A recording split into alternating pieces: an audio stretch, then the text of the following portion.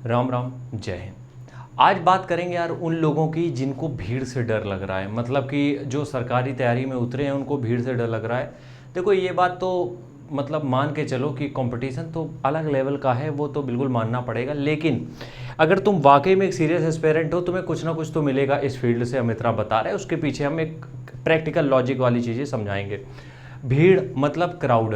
कभी भी तुम देखो किसी भी नेता की, कोई भी नेता की, जो हारा हुआ नेता है, ठीक है, जो हारा हुआ नेता है उसकी रैली में देखना जाके, जो अभी इलेक्शन हारा हो उसके पहले की उसकी रैली देखना, बहुत भीड़ होती है, हजारों लाखों लोग होते हैं। और जब तुम उन लोगों के पास जाके डायरेक्ट पूछोगे कि इनको सपोर्ट कर रहे हो, तो वो दूसरी पार्टी का नाम ले देंगे। वो कह देंगे कि हलवा पूड़ी देने का वादा किया था, 300 रुपया देंगे ये, और शाम तक बैठना था, बस से घर छुड़वा देंगे, इसलिए हम आ गए थे।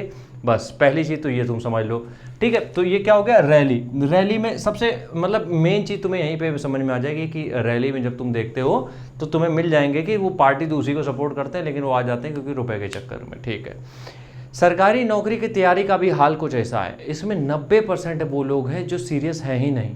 90% की बात हम कर रहे हैं, बिल्कुल भी सीरियस नहीं है ये। हम तुम्हें प्रैक्टिकल, तुम्हें जहाँ देखना हो, जो तुम ट्रेन में बैठते हो भीड़ देखते हो, जब तुम किसी सेंटर के बाहर भीड़ देखते हो, किताबें लोगों को हाथ में देखते हुए तुम्हें डर लगता होगा। बिल्कुल इस चीज़ को बिल्कुल भी फोकस करो ही मत, किसी इन सब चीज़ों पे ध्यान दो ही मत। क्यों? ये भीड़ है और भीड़ का कोई वजूद होता नहीं है, पहली बात तो ये समझनी पड़ेगी, ठीक है।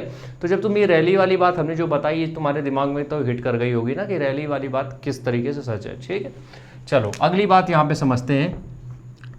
जो 90% स्टूडेंट है, ये हैं कौन से, पहले इनको भी तो समझ लो। सबसे पहला आता है कि कोटा।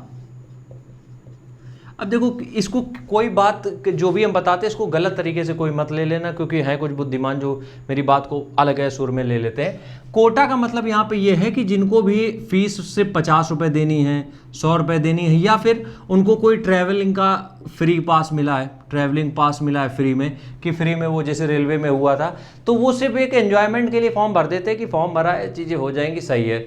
दूसरी कैटेगरी इसमें ये आती है कि कोई पूछेगा तो क्या कहेंगे, इस चीज़ का फॉर्म भरा है, मतलब क्या, तो कोई किसी के पास कोई सवाल नहीं रहेगा। और फिर बाद में जब नौकरी नहीं लगेगी तब हम ये बोल देंगे मेहनत तो बहुत करी थी, ठीक है।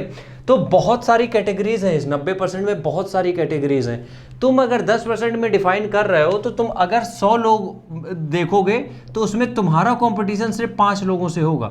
वो 10,000 में एक सीट लेने वाला कॉन्सेप्ट जो है वो उसको साइड में कर दो, तो तुम्हारा कंपटीशन सिर्फ 5 लोगों में से है। बस कोशिश ये करनी है कि इन 5 लोगों में तुम्हें कैसे जीतना है।